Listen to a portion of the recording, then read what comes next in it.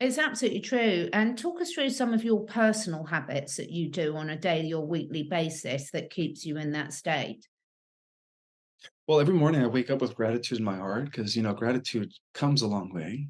Mm. It's like the universe is being acknowledged, and when the universe is acknowledged, it opens up more doors for more blessings and opportunities to come through.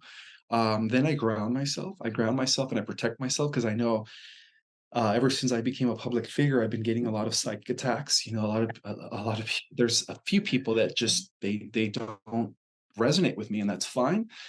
So I have to always protect myself, and I do meditate throughout the day. Sometimes twice a day. You have to establish some sort of personal time with you and the divine source. When you do that, you actually empower yourself. You keep your frequency high, and that's another thing. When your frequency is high, none of this other negativity, third dimensional, worldly stuff has an effect on you. So, if you want to make sure that you are fully intact in this new heaven on earth reality, which has always been here, by the way, it's just been kind of veiled by the temporary reality construct that I mentioned. Um, you have to stay in that high frequency, through spiritual practices. Whether you call it prayer or whether you call it, meditation, there's different ways of attaining that. Keeping your frequency high is not only doing that, but is also eating healthy. Of course, you have to, make sure that you're putting good stuff in your body.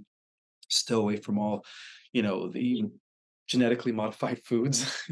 Like, don't even support the grocery stores. Make sure you get all your foods from the local farmers. Support the local farmers. And so, yeah, it's a combination of different things.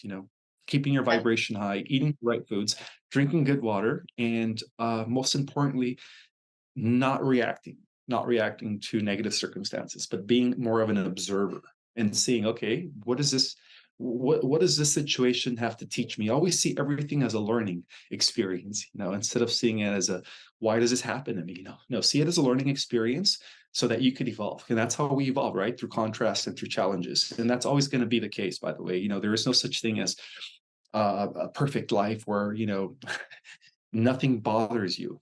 As humans, there's always going to be some sort of antagonism, right? There's always going to be some sort of opposition, and the best thing to do is just to be an observer and see it more as an educational thing. See it more as a, what is this situation, what is this circumstance is trying to teach me.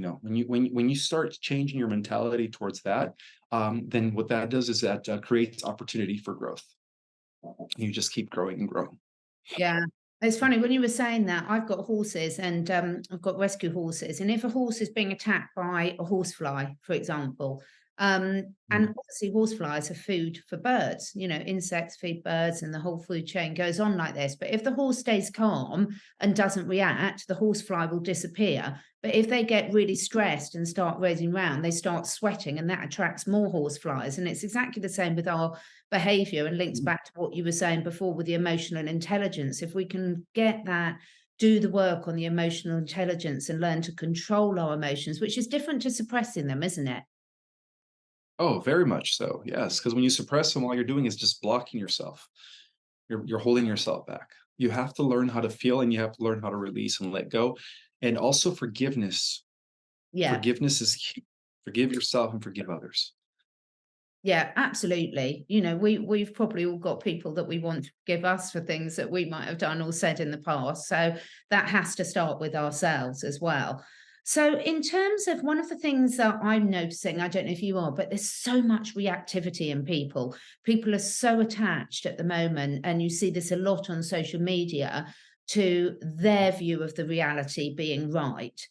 Have you got any advice for that, for people on that? It's one of the 4 agreements by Don Miguel Ruiz, is to um, don't make assumptions. This attachment that us humans have to our way is the right way and everyone else's opinion is wrong.